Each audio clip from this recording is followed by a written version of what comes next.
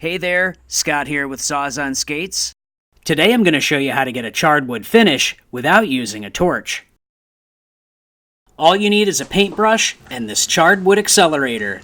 This isn't a sponsored video. I bought the accelerator myself to use on this bathroom vanity project.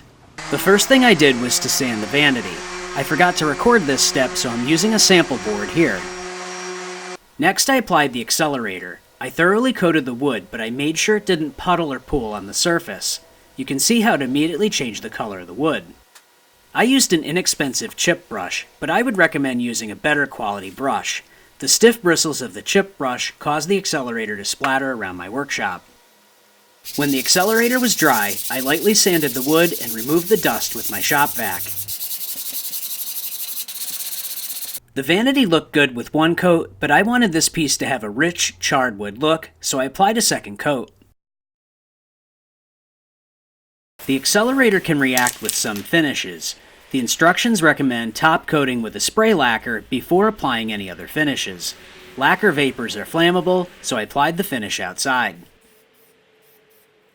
I brought the vanity back into my workshop when the lacquer was dry. I lightly sanded with sandpaper and removed the dust with my shop vac. Next, I applied a coat of water-based polyurethane.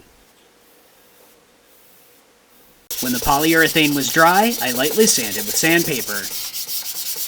I removed the sanding dust and then repeated these steps to apply 2 more coats of polyurethane. I love how I was able to give this vanity a rich charred wood look without using a torch. Stick around, click more videos now to watch more helpful DIY tutorials.